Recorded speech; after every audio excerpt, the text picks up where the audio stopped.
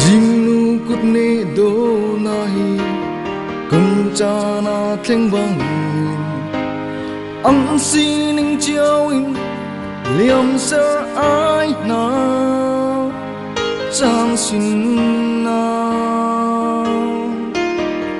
pardo na ni annun pari chan khacha chun oi man se sir tu no bangin annun pa cham chang sin na man se kai kam nun nak ni sir tu pek mi chang sum na chu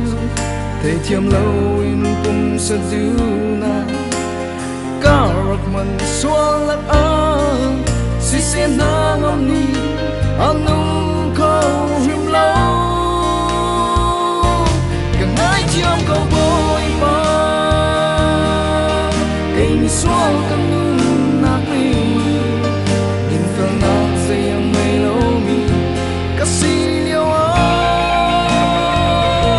là đốt nát con liêu ngâm mi cắt chung áo mi bông nát đam tôi ở sông nát cùng giấc kịp chưa nát cao luôn đỡ rung rỡ kay kam nun nakapilap in Nyasin ka ra Ngay chiyang ko boy pa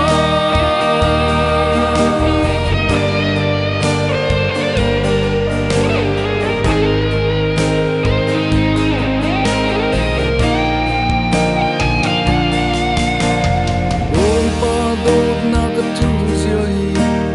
Kay misuang ikapuprum lang man se ka cha va pa ngai chun ka pe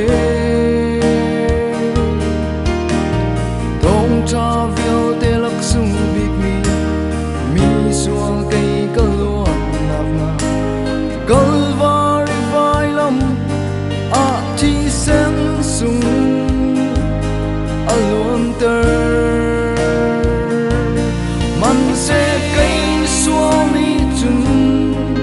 bôi pa đốt nát ô niềm na chu thầy thiam lâu in pum sa diu na ka ta sual lak a si se na ngam ni anung khâu him lo ka nai chiam ka bôi pa kai ni sual kam nun nak ni in ka lang say em ngày lâu mi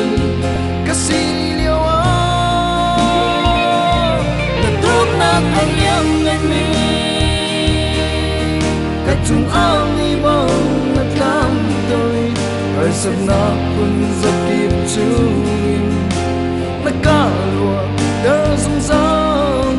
cây cam nun nát cặp ti lắc in nát xin câu ra cầm nai chiam câu bôi qua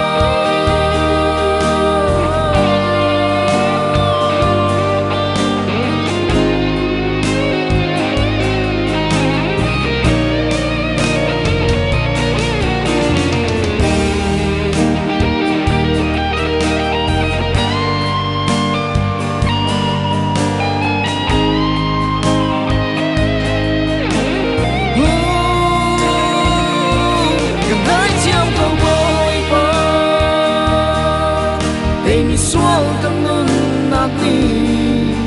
din fel nak sayang ngày lâu mi kasi yawa na tuat nak ang yang ni ka chung al ni bang na tam doi par sat na kun zakip chung na kalo der zum zang kay kam nun nak ti lak in na sin ka ra ka ngai chiam ko bôi pa